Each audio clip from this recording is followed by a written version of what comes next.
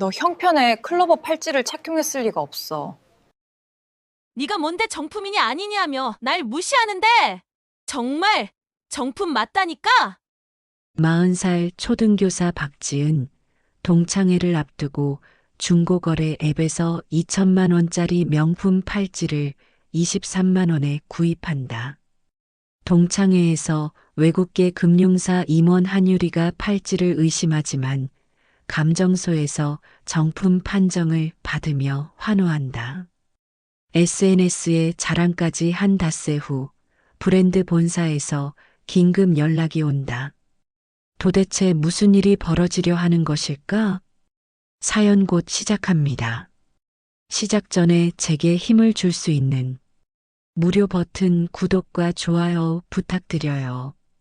이 사연을 어느 지역에서 듣고 계신가요? 지역 이름이나 장소를 댓글로 남겨주시면 저 또한 즐거운 마음으로 인사드릴게요. 우편함을 열었을 때 그 크림색 봉투를 본 순간 가슴이 철렁 내려앉았습니다. 제3회 서울여자중학교 98학번 동창회라는 금박 글씨가 눈에 들어왔어요. 저는 박지은, 올해 40살의 초등학교 교사입니다. 우편물을 들고 집 안으로 들어서자마자 거실 소파에 주저앉았죠. 봉투를 뜯지도 않은 채 한참을 멍하니 바라보고만 있었습니다. 작년까지만 해도 남편의 사업이 제법 괜찮았어요. 작은 무역회사였지만 수입도 안정적이었고 우리 부부는 나름 평범하게 잘 살고 있다고 생각했습니다. 하지만 지난해 말 거래처 부도가 연쇄적으로 터지면서 모든 게 무너졌죠. 남편은 지금 친구 사무실에서 임시로 일을 거들고 있고 저희 집 경제는 제 월급 300만 원이 전부입니다. 동창회요. 이 단어가 주는 무게감이란 저희 반 친구들은 대부분 성공한 사람들이에요. 변호사, 의사, 외국계 기업 임원, 사업가. SNS를 통해 가끔 소식을 접하는데 다들 화려한 삶을 살고 있더라고요. 해외여행 사진, 명품 가방, 고급 레스토랑. 그런 걸 보면 괜히 제 자신이 초라해지는 기분이었습니다. 핸드폰이 울렸어요. 최서영이었습니다. 학창 시절부터 단짝이었던 서영이는 지금 약사로 일하고 있어요. 지은아, 초대장 받았지. 서영이의 목소리는 여전히 밝았습니다. 응, 방금 봤어. 저는 건성으로 대답했죠. 이번엔 꼭 나와야 해. 우리 5년 만이잖아. 지난번에도 안 왔으면서. 서영아, 나 요즘 좀. 저는 말끝을 흐렸어요. 경제적으로 힘든 거 나도 알아. 그래도 친구들 얼굴이나 보자. 회비도 5만 원밖에 안 해. 내가 낼게. 아니야, 돈 문제가 아니라. 저는 거짓말을 했습니다. 사실 5만 원도 부담스러웠거든요. 하지만 그보다는 성공한 친구들 앞에 서기가 두려웠어요. 뭐가 문제야? 넌 떳떳한 직업 갖고 있잖아. 교사가 얼마나 좋은 직업이야. 서영이는 몰라요. 제 마음을요. 친구들이 입고 올 옷, 메고 올 가방, 차고 올 액세서리. 그런 것들과 제가 가진 것들 사이의 격차를, 그 격차가 주는 무게감을 말이죠. 그날 밤 남편에게 동창의 이야기를 꺼냈습니다. 남편은 잠깐 멈칫하더니 말했어요. 당신 가고 싶으면 가. 친구들 만나는 것도 좋잖아. 하지만 그의 눈빛에서 저는 미안함을 읽을 수 있었습니다. 아내에게 변변한 옷 한 벌, 가방 하나 사주지 못하는 남편의 자괴감 같은 것 말이에요.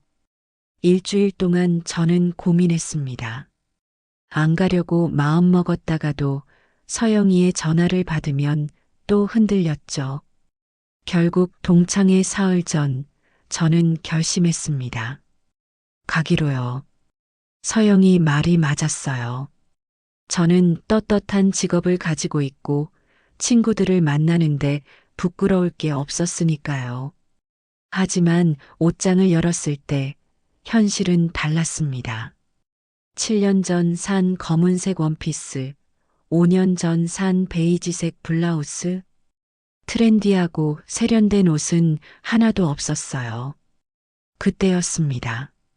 제 눈에 화장대 서랍 속 중고거래 앱 알림이 보였죠. 무심코 앱을 열었는데 거기서 제 운명을 바꿀 물건을 발견하게 됩니다. 중고거래 앱을 열자마자 제 눈이 멈춘 곳이 있었습니다. 화면 상단에 떠 있는 명품 팔찌 사진이었어요. 네잎 클로버 모양의 정교한 디자인, 화이트 골드 광택이 스마트폰 화면으로도 눈부시게 빛났죠. 그 브랜드는 제가 평생 한 번도 가져본 적 없는, 아니 가질 엄두조차 내지 못했던 최고급 주얼리 브랜드였습니다. 백화점에서 지나가다 쇼윈도를 통해 본 적은 있어요. 그때 가격표를 슬쩍 봤는데 2천만 원이 넘더라고요. 그런데 이 팔찌의 가격은 23만 원이었습니다. 순간 제 손가락이 멈췄어요. 뭔가 잘못 본 게 아닐까 싶어 여러 번 확인했죠. 하지만 분명했습니다. 23만 원. 정품 가격의 100분의 1 수준이었어요. 상품 설명을 읽기 시작했습니다. 판매자는 35살 여성이었고 프로필 사진도 깔끔해 보였어요. 설명란에는 이렇게 적혀 있었죠. 이혼하면서 급하게 정리합니다. 결혼 1년 기념으로 받았던 선물인데 이제 볼 때마다 괴로워서요. 정품이고 6년 전 구입했습니다. 영수증 있어요. 빨리 처분하고 싶어서 싸게 내놓습니다. 제 심장이 두근거리기 시작했어요. 이건 기회였습니다. 동창회에 이 팔찌를 하고 간다면요. 친구들 사이에서 주눅 들지 않을 수 있을 것 같았죠. 하지만 동시에 의심이 들었습니다. 너무 싼 거 아닌가? 이게 진짜일 리가 없잖아. 혹시 가짜를 정품이라고 속이는 거 아닐까? 저는 판매자에게 메시지를 보냈습니다. 안녕하세요. 영수증 사진 좀 보여주실 수 있으세요? 30분 후 답장이 왔어요. 백화점 영수증 사진이었습니다. 6년 전 날짜, 해당 브랜드 로고, 제품명, 가격 2,100만 원. 모든 게 선명하게 찍혀 있었죠. 정품 맞습니다. 제가 직접 백화점에서 받은 선물이에요. 지금 당장 현금이 필요해서 이렇게 싸게 내놓는 거예요. 저는 침을 꿀꺽 삼켰습니다. 23만 원. 우리 집 한 달 생활비였어요. 하지만 2천만 원짜리를 23만 원에 살 수 있다면요. 남편 몰래 제 적금을 깼습니다. 사실 동창회 옷을 사려고 모아둔 돈이었어요. 25만 원 정도 됐죠. 떨리는 손으로 구매 버튼을 눌렀습니다. 거래는 직거래로 하기로 했어요. 판매자가 강남 카페에서 만나자고 했고 저는 그 제안을 받아들였습니다. 사흘 후 토요일 오후 저는 그 카페로 향했죠. 판매자는 생각보다 평범해 보이는 여성이었습니다. 단정한 옷차림에 화장기 없는 얼굴. 그녀는 작은 명품 쇼핑백을 건넸어요. 확인해 보세요. 그녀의 목소리는 담담했습니다. 박스를 열었을 때의 그 떨림을요. 진한 네이비 벨벳 케이스 안에 팔찌가 들어 있었습니다. 화이트 골드의 부드러운 광택, 네잎 클로버 각각에 박힌 작은 다이아몬드들. 빛을 받으면 반짝이는 그 영롱함이란. 제 손목에 채워봤어요. 완벽하게 맞았습니다. 마치 원래 제 것이었던 것처럼요. 예쁘시네요. 판매자가 씁쓸하게 웃었습니다. 행복하게 차고 다니세요. 저는 이제 이런 거 필요 없어서요. 저는 현금 봉투를 건넸고 거래는 그렇게 끝났습니다. 집으로 돌아오는 지하철 안에서 저는 계속 손목의 팔찌를 쳐다봤어요. 믿기지 않았습니다. 제가 정말 2천만 원짜리 명품을 가지게 됐다니. 23만 원에요. 혹시 가짜면 어떡하지? 그런 생각이 스쳤지만 곧 머릿속에서 지웠습니다. 영수증도 받고 박스도 케이스도 전부 정품이었어요. 판매자도 진짜 이혼으로 힘들어하는 것 같았고요. 집에 도착해서 거실 거울 앞에 섰습니다. 팔찌를 찬 제 손목을 비춰봤죠. 갑자기 제가 달라 보였어요. 더 우아하고 더 품격 있고 더 당당한 사람처럼 느껴졌습니다. 동창회까지 이틀 남았습니다. 저는 이 팔찌와 함께라면 자신 있게 친구들을 만날 수 있을 것 같았어요. 더 이상 주눅들 필요가 없었죠. 저도 그들처럼 명품을 소유한 사람이니까요. 동창회 당일 아침, 저는 평소보다 2시간 일찍 일어났습니다. 샤워를 하고 머리를 말리고 화장을 하는 내내 제 손목의 팔찌가 눈에 들어왔어요. 아직도 꿈만 같았죠. 옷은 심플하게 입기로 했습니다. 검은색 원피스에 베이지색 트렌치 코트. 화려하진 않지만 단정하고 품이 있는 스타일이었어요. 그리고 손목에 네잎 클로버 팔찌. 이것만으로도 충분했습니다.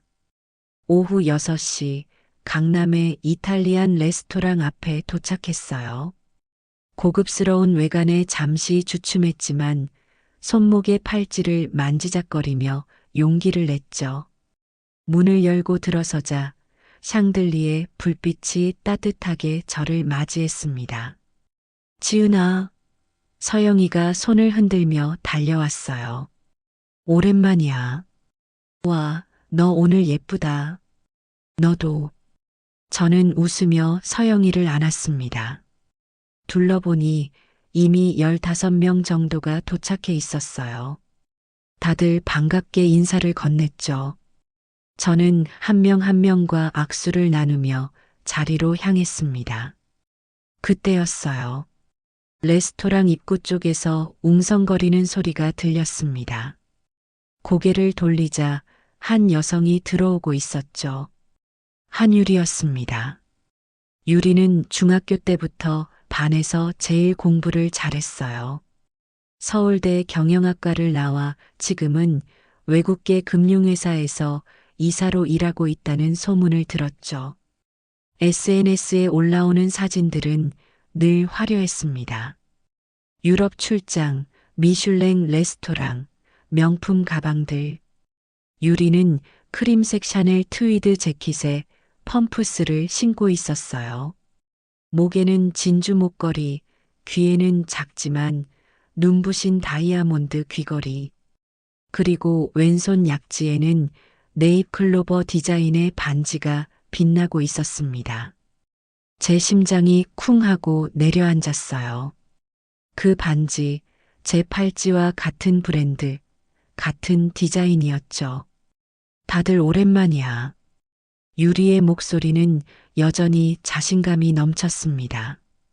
그녀는 테이블을 돌며 한 명씩 포옹하고 인사를 나눴어요. 지은이도 왔네. 반가워. 유리가 제게 다가왔습니다. 응, 오랜만이야, 유리야. 저는 최대한 자연스럽게 웃으려 애썼죠. 그때 유리의 시선이 제 손목에 멈췄습니다. 순간 그녀의 눈빛이 변했어요. 어머, 지은아. 그거 설마. 유리가 제 손목을 가볍게 잡았습니다. 응. 저는 살짝 뿌듯한 마음으로 손목을 들어보였어요. 와, 우리 같은 브랜드네. 유리는 자신의 반지를 보여주며 웃었습니다. 나는 반지인데 너는 팔찌구나. 네잎 클로버 디자인 정말 예쁘지. 그렇지. 저도 웃으며 대답했어요. 마음속으론 안도감이 밀려왔습니다. 유리가 의심하지 않는 것 같았거든요. 언제 샀어? 유리가 물었습니다. 얼마 전에. 저는 애매하게 답했죠. 그렇구나. 이 브랜드 진짜 좋아. 유리는 제 팔찌를 한 번 더 쳐다봤어요.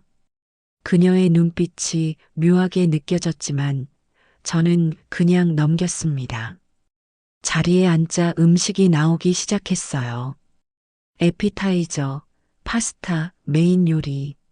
와인잔이 부딪히는 소리와 함께 이야기꽃이 피어났죠.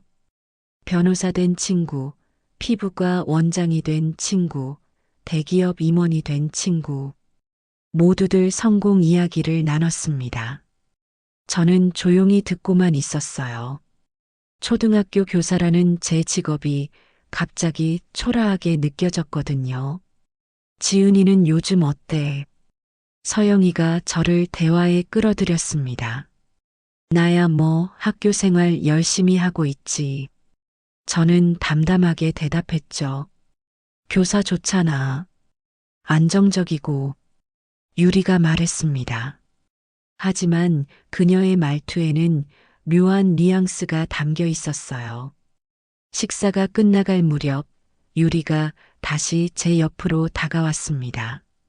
지은아, 팔찌 좀 더 자세히 봐도 돼. 그녀의 목소리는 부드러웠지만 눈빛은 날카로웠습니다. 응, 그럼. 저는 팔찌를 벗어 건넸어요. 유리는 팔찌를 받아들고 천천히 살폈습니다. 클로버 잎 하나하나를, 다이아몬드 하나하나를, 각인된 로고를요. 그녀의 표정이 점점 굳어지는 게 보였습니다. 제 등에 식은땀이 흐르기 시작했어요. 유리가 팔찌를 들여다보는 시간이 영원처럼 느껴졌습니다. 그녀는 휴대폰 손전등을 켜서 팔찌에 비춰보기까지 했어요. 주변 친구들이 하나둘 모여들기 시작했죠. 뭐야, 뭐 보는 거야? 누군가 물었습니다. 지은이 팔찌. 유리가 대답했어요. 우리랑 같은 브랜드래. 와, 진짜네. 예쁘다. 친구들이 감탄했습니다. 하지만 유리의 표정은 밝지 않았어요. 그녀는 팔찌를 여러 각도로 돌려가며 계속 살폈습니다. 자신의 반지와 비교하기도 했죠. 지은아. 유리가 입을 열었습니다. 이거 혹시 어디서 샀어? 백화점에서. 저는 거짓말을 했습니다. 심장이 미친 듯이 뛰었어요. 어느 백화점? 유리의 눈빛이 날카로워졌습니다. 그게. 저는 말을 더듬었죠. 서영이가 끼어들었어요. 유리야, 왜 그래?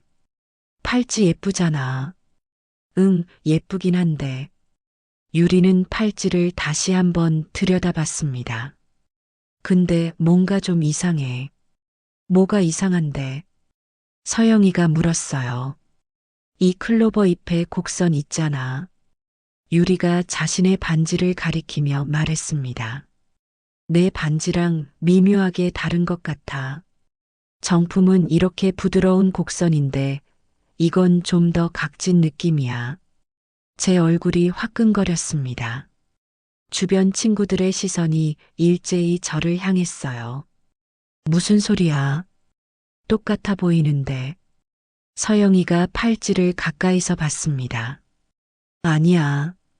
유리는 고개를 저었어요. 나 이 브랜드 제품 5개 가지고 있거든. 눈에 익어서 아는데 이건 뭔가 달라. 저는 억울함이 치밀어 올랐습니다. 아니, 정품 영수증도 확인했는데, 판매자도 백화점에서 직접 받은 선물이라고 했는데, 유리야, 내가 착각하는 거 아니야.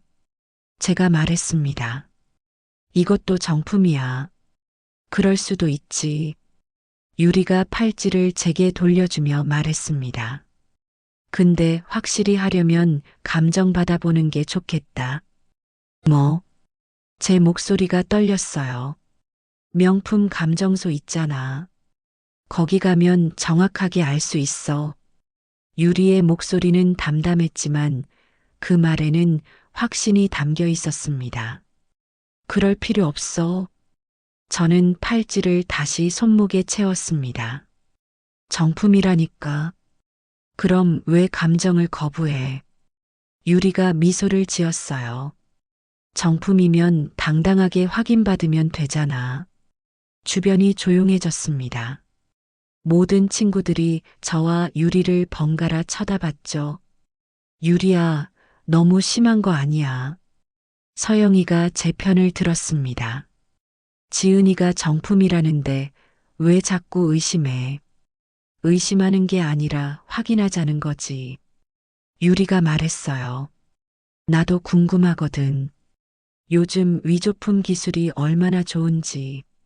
정품이랑 거의 구분이 안 될 정도래. 나 위조품 안 샀어. 제 목소리가 커졌습니다. 그럼 내일 같이 가자. 명품 감정소. 유리가 제안했어요. 강남에 있어. 1시간이면 결과 나와. 저는 거절하고 싶었습니다.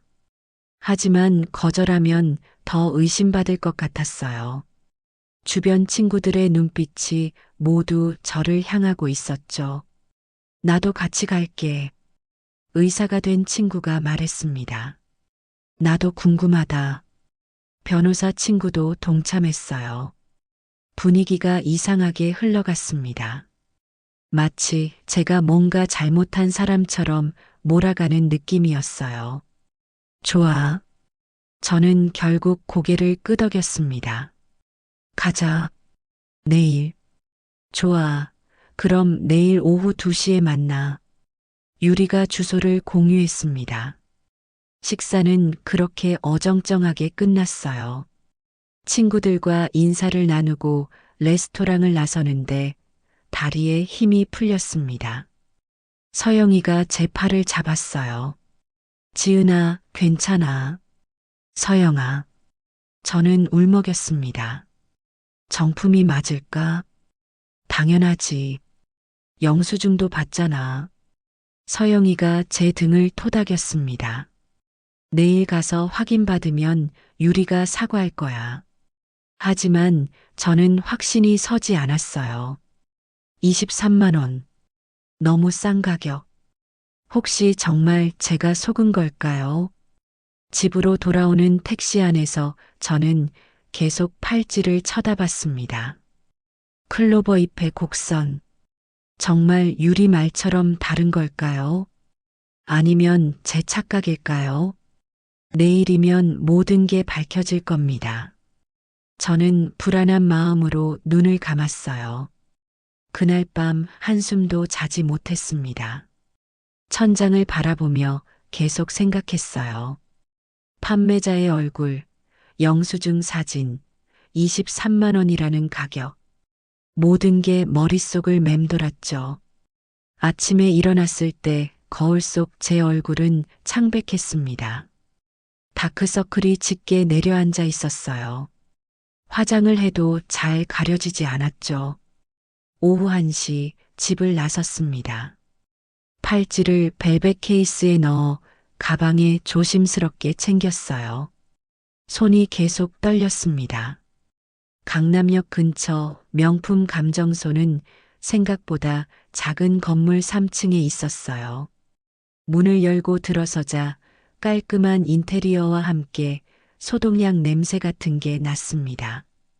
마치 병원 같았죠. 유리와 서영이가 이미 와 있었습니다. 그리고 어제 말했던 의사 친구와 변호사 친구, 거기에 한 명이 더 있었어요. 모두 5명이었습니다. 왔네. 유리가 시계를 보며 말했습니다. 저는 아무 대답 없이 고개만 끄덕였어요. 목이 메어서 말이 나오지 않았거든요. 감정사가 나왔습니다. 50대 정도로 보이는 남성이었어요. 하얀 가운을 입고 돋보기 안경을 쓰고 있었죠. 어서 오세요. 무엇을 감정하실 건가요? 그의 목소리는 차분했습니다. 저는 떨리는 손으로 케이스를 꺼내 팔찌를 건넸어요. 이거요. 감정사는 팔찌를 받아들고 전문가다운 눈빛으로 살폈습니다. 아, 이 브랜드 네잎클로버 디자인이시군요. 빈티지 라인이네요. 빈티지요. 제가 물었습니다. 네, 6년에서 7년 전쯤 나온 컬렉션입니다. 지금은 단종됐죠. 감정사가 설명했습니다. 감정료는 10만 원입니다. 20분에서 30분 정도 소요되고요. 10만 원. 생각보다 비쌌지만 어쩔 수 없었어요. 저는 현금을 꺼내 건넸습니다. 이쪽 대기실에서 기다려주세요. 감정사가 안쪽 방으로 들어갔습니다. 대기실 소파에 앉았어요. 서영이가 제 손을 꼭 잡았습니다. 괜찮아, 정품일 거야. 하지만 유리는 팔짱을 끼고 무표정한 얼굴로 앉아 있었어요. 다른 친구들도 긴장한 표정이었죠. 시계 초침 소리가 유난히 크게 들렸습니다. 1분, 5분, 10분. 시간이 너무 천천히 흘렀어요. 제 손바닥에는 땀이 송골송골 맺혔습니다. 20분쯤 지났을 때 감정사가 문을 열고 나왔습니다. 저는 벌떡 일어났어요. 결과 나왔습니다. 감정사가 말했습니다. 제 심장이 멎는 것 같았어요. 5명 모두 숨을 죽였죠. 정품입니다.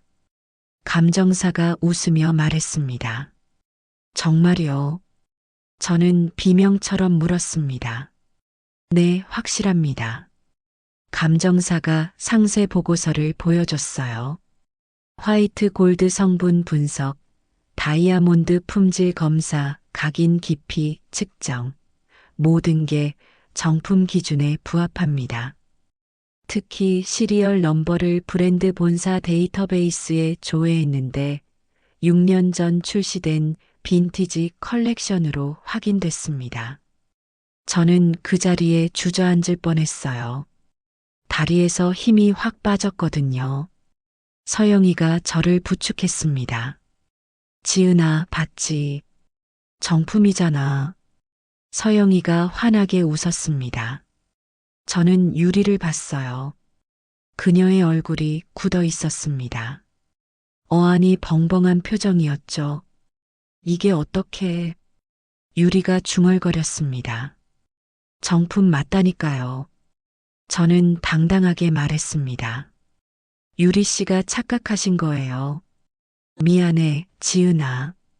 유리가 어색하게 웃었습니다. 내가 잘못 봤나 봐. 괜찮아요. 저는 팔찌를 받아 다시 손목에 찼습니다. 그 순간의 뿌듯함이란 마치 세상을 다 가진 기분이었어요. 감정소를 나서자 친구들이 축하해 줬습니다. 와, 진짜 대박이다. 정품을 그렇게 싸게 샀다니. 저는 우쭐해졌습니다.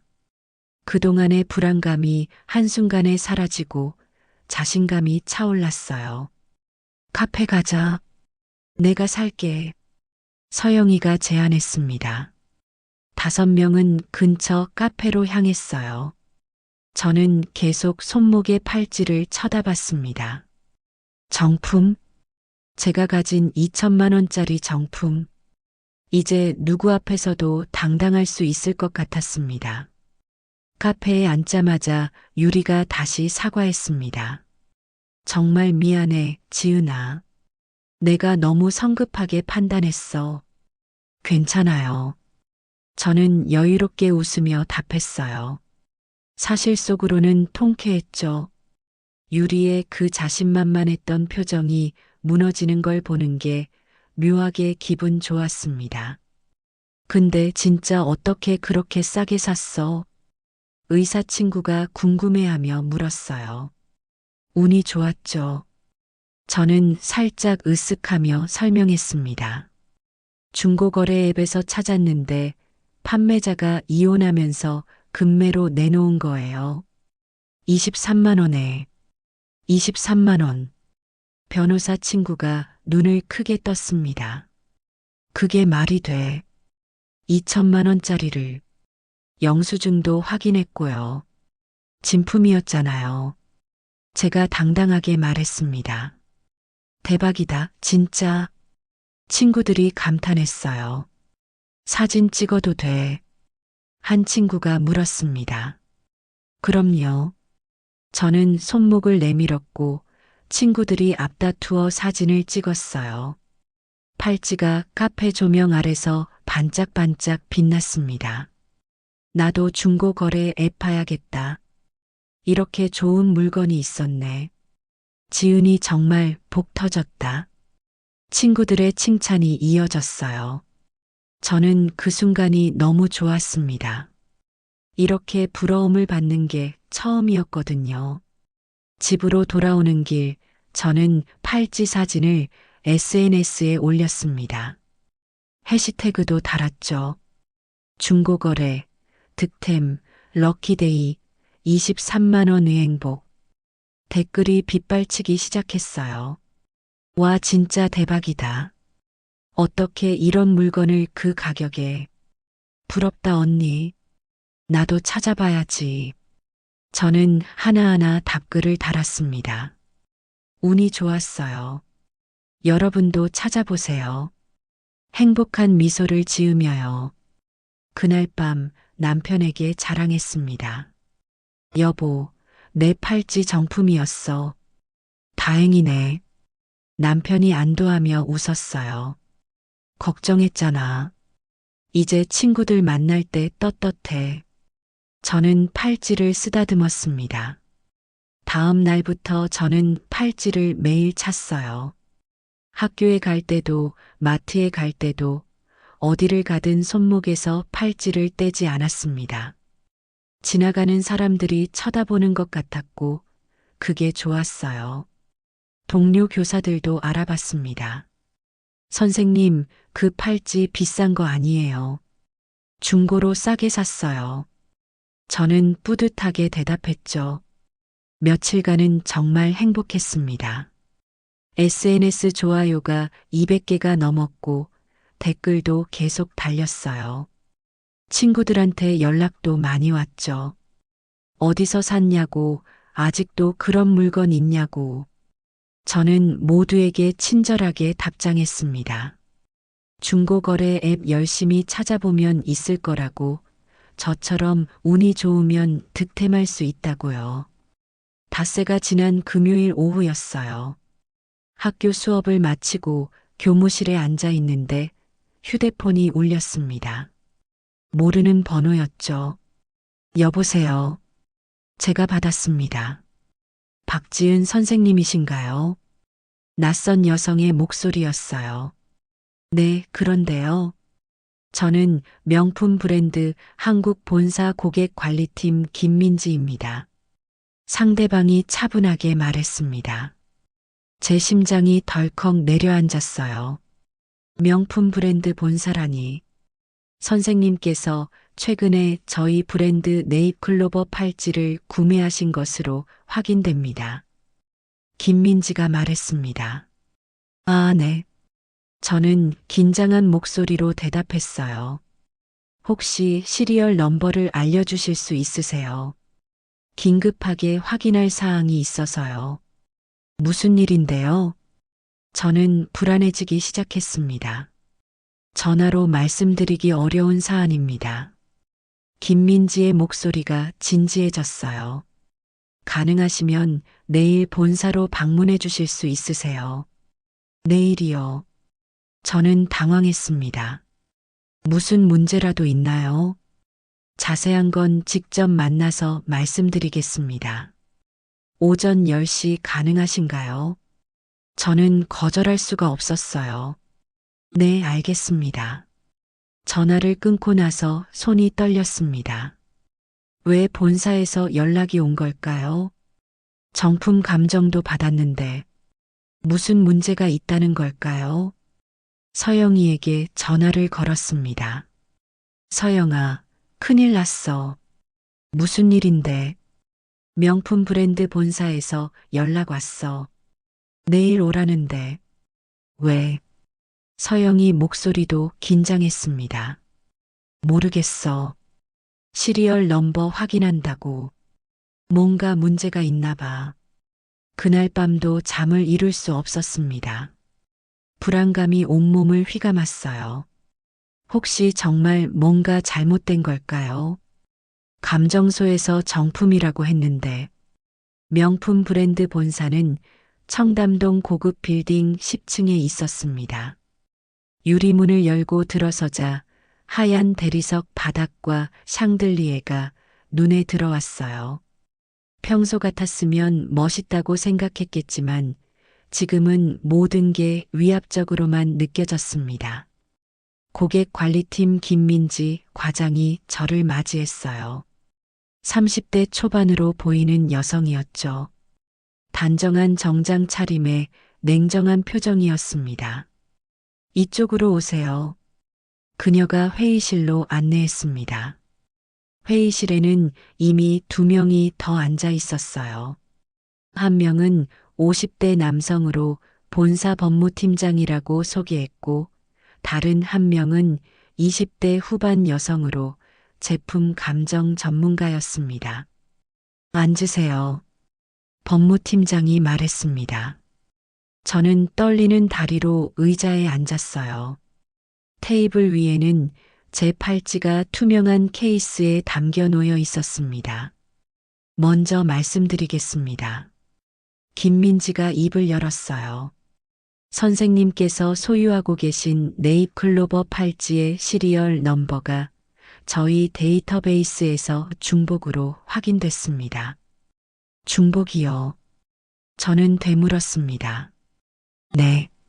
동일한 시리얼 넘버를 가진 제품이 총 3개 발견됐습니다. 김민지가 서류를 보여줬어요. 한 개는 6년 전 부산 백화점에서 정상 판매된 정품이고, 나머지 2개는 선생님 것과 또 다른 한 분이 최근에 구매하신 겁니다. 그게 무슨 뜻이에요? 제 목소리가 떨렸습니다. 감정 전문가가 노트북을 켰어요. 선생님, 일주일 전 명품 감정소에서 정품 판정을 받으셨죠? 네, 맞아요. 저는 고개를 끄덕였습니다. 하지만 저희가 다시 정밀 감정한 결과 전문가가 화면을 돌려 보여줬습니다. 이것은 최신 기술로 제작된 초정밀 위조품입니다. 제 머릿속이 하얘졌어요. 위조품이라니. 감정소에서 정품이라고 했잖아요. 일반 감정소의 장비로는 구분이 어려울 정도로 정교합니다. 전문가가 설명했습니다. 금속 성분, 다이아몬드 품질, 각인 깊이 모두 정품과 거의 동일하게 제작됐습니다. 하지만 저희 본사의 최신 장비로 분석한 결과 미세한 차이가 발견됐습니다. 그녀는 현미경 사진들을 보여줬어요. 클로버 잎의 곡선 차이, 각인의 미세한 깊이 차이, 다이아몬드 세팅의 각도 차이. 눈으로는 절대 구분할 수 없는 것들이었습니다. 더 심각한 건 법무팀장이 말했습니다. 이 위조품 조직이 저희 정품 공장 시스템을 해킹해서 실제 시리얼 넘버를 복제했다는 겁니다. 그래서 일반 감정소에서도 정품으로 판정된 거죠. 저는 몰랐어요. 제가 다급하게 말했습니다. 정말 정품인 줄 알고 샀어요. 영수증도 확인했고요. 그 영수증도 위조됐을 가능성이 높습니다. 김민지가 말했어요. 판매자 연락처 알려주실 수 있나요? 저는 휴대폰을 꺼내 판매자 정보를 보여줬습니다. 하지만 그 계정은 이미 삭제돼 있었어요. 전화번호도 연결되지 않았습니다. 역시 조직적 범죄네요. 법무팀장이 고개를 저었습니다. 선생님, 얼마에 구매하셨나요? 23만 원입니다. 제가 작게 대답했어요. 23만 원. 법무팀장의 눈빛이 차가워졌습니다. 정품 가격이 2천만 원이 넘는데 그 가격에 사셨다면 의심하셨어야죠. 금매라고 해서 저는 변명했습니다. 이혼하면서 처분한다고. 법무팀장은 서류를 꺼냈어요. 선생님께서는 저희 상표권을 침해하는 위조품을 유통시켰습니다. SNS에 사진까지 올리셨고요. 이는 상표법 위반에 해당합니다. 제가 피해자예요. 저도 속은 거라고요. 제 목소리가 커졌습니다. 법적으로는 구매자도 책임이 있습니다. 법무팀장이 냉정하게 말했습니다. 물론 선생님께서 모르고 구매하신 점은 참작하겠습니다. 하지만 저희 브랜드 이미지에 심각한 타격을 입혔습니다. 저는 어떻게 해야 하나요? 저는 울먹이며 물었습니다.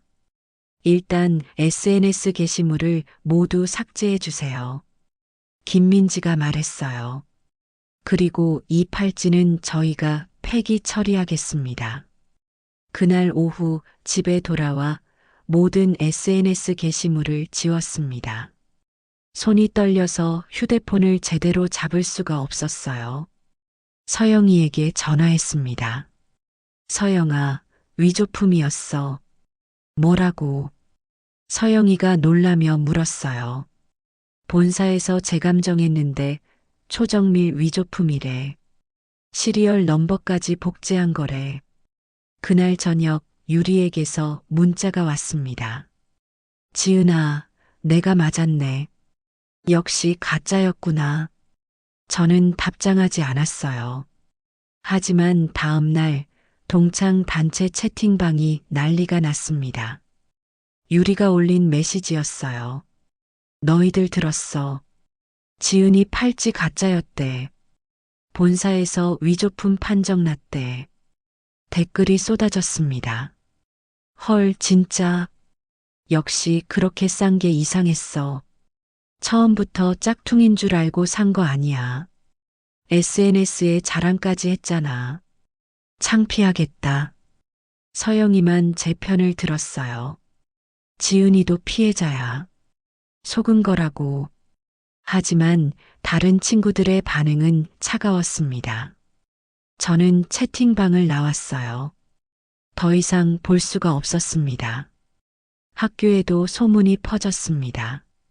동료 교사들의 눈빛이 달라졌어요. 수군거리는 소리가 들렸죠. 모든 게 무너졌습니다. 일주일 후 저는 변호사를 찾아갔습니다. 동창 중에 변호사가 있었지만 차마 부탁할 수가 없었어요. 결국 낯선 법률사무소 문을 두드렸죠. 상담료 10만 원을 내고 상황을 설명했습니다. 변호사는 고개를 저었어요. 판매자를 찾기는 어려울 겁니다. 계정도 삭제됐고 전화번호도 끊겼다면 조직적으로 도주한 거예요. 변호사의 말은 냉정했습니다. 그럼 저는 어떻게 되는 건가요? 제가 물었습니다. 브랜드 측과 원만히 합의하시는 게 최선입니다. 소송까지 가면 비용도 시간도 더 들어요. 결국 브랜드 본사와 합의했습니다. 팔찌는 폐기 처리하고 합의금으로 100만 원을 지불하기로 했어요. SNS 게시물 삭제는 물론이고 향후 이 사건에 대해 어떠한 언급도 하지 않겠다는 서약서까지 썼습니다. 23만 원에 산 팔찌 때문에 결국 100만 원 이상을 잃었습니다. 변호사 상담료, 합의금, 그리고 무엇보다 잃어버린 신뢰와 체면이요. 학교 생활은 지옥이었어요. 동료 교사들은 겉으로는 아무렇지 않은 척했지만 뒤에서 수군거리는 소리가 들렸습니다. 복도를 지나갈 때마다 시선을 느꼈죠.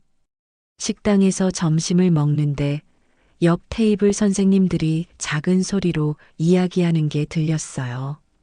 명품 가짜 차고 다녔다며. SNS에 자랑까지 했다잖아. 창피해서 어떻게 학교를 다녀. 저는 밥을 먹다 말고 일어났습니다. 목구멍으로 넘어가지 않았거든요. 학생들도 알았는지 이상한 눈빛으로 저를 봤어요. 수업 시간에 집중이 되지 않았습니다. 학생들 앞에서도 자신감이 사라졌죠. 서영이만 계속 연락했습니다. 지은아, 괜찮아. 시간 지나면 다 잊혀질 거야. 하지만 저는 알고 있었어요. 한번 무너진 신뢰는 쉽게 회복되지 않는다는 걸요. 동창 단체 채팅방에서는 나왔지만 개인적으로 연락하는 친구는 서영이 뿐이었습니다. 다른 친구들은 모두 저를 멀리했어요. 유리는 다른 동창들에게 이 사건을 퍼뜨렸고 저는 동창회에서 완전히 고립됐습니다. 몇 달이 지났어요. 가을이 지나고 겨울이 왔습니다. 저는 출근하고 퇴근하고 집에서 시간을 보내는 무료한 일상을 반복했죠. 그러던 어느 날 뉴스에서 익숙한 브랜드 이름이 들렸습니다. 명품 위조품 제작 조직 검거. 아나운서의 목소리가 또렷했어요. 경찰은 해외 서버를 이용해 정품 공장 시스템을 해킹하고 시리얼 넘버를 복제한 일당 5명을 검거했습니다. 저는 벌떡 일어나 TV 앞으로 다가갔어요. 화면에는 범인들이 얼굴을 가린 채 경찰에 연행되는 모습이 나왔습니다. 피해자는 전국적으로 20명 이상으로 추정됩니다. 아나운서가 말했습니다. 일주일 후 브랜드 본사에서 전화가 왔습니다. 김민지 과장이었어요. 선생님, 위조품 조직이 검거됐습니다. 선생님께서는 피해자로 공식 인정됐고요. 그렇군요. 저는 담담하게 대답했습니다. 법적 조치는 취하겠습니다. 합의금 100만 원도 돌려드리고요. 하지만 저는 알고 있었습니다. 돌아온 돈으로는 잃어버린 것들을 되찾을 수 없다는 걸요. 친구들의 신뢰, 동료들의 존경, 무엇보다 제 자존심은 돌아오지 않았습니다. 1년이 지났습니다. 봄이 왔고 새 학년이 시작됐어요. 저는 5학년 담임을 맡았습니다. 어느 날 도덕 수업 시간이었어요. 정직이라는 주제로 수업을 하고 있었죠. 선생님, 한 학생이 손을 들었습니다. 정직하면 손해보는 것 같아요. 거짓말하는 사람이 더 잘 사는 것 같은데요. 저는 잠시 망설였습니다. 그리고 천천히 입을 열었어요. 선생님도 그렇게 생각했던 적이 있어. 하지만 정직하지 못한 선택은 결국 더 큰 대가를 치르게 돼. 단순히 돈의 문제가 아니라 신뢰를 잃게 되거든. 한 번 잃은 신뢰는 100번 노력해도 회복하기 어려워. 학생들이 진지하게 듣고 있었습니다. 그리고 무엇보다 제가 덧붙였습니다. 겉으로 보이는 것에 너무 집착하지 말았으면 좋겠어. 비싼 옷, 명품 가방, 그런 것들이 너희의 가치를 만드는 게 아니야. 진짜 중요한 건 내면의 힘이야. 수업이 끝나고 한 여학생이 다가왔어요. 선생님, 오늘 말씀 감동이었어요. 고마워. 저는 학생의 머리를 쓰다듬었습니다. 그날 저녁 거울 앞에 섰습니다. 팔찌를 찾던 손목을 내려다봤어요. 이제는 아무것도 차고 있지 않았습니다. 하지만 이상하게도 마음이 편했습니다. 더 이상 누군가에게 보여주기 위해 애쓰지 않아도 됐거든요. 있는 그대로의 저로 충분했어요. 23만 원짜리 허영심은 정말 비싼 대가를 치렀습니다. 하지만 그 대가로 저는 더 소중한 걸 배웠죠. 진짜 가치 있는 건 겉으로 드러나는 게 아니라 내면에 있다는 것을요. 창밖으로 봄꽃이 피어나고 있었습니다. 저도 이제 다시 시작할 수 있을 것 같았어요. 명품 팔찌 없이도, 화려한 겉모습 없이도 저는 충분히 가치 있는 사람이니까요.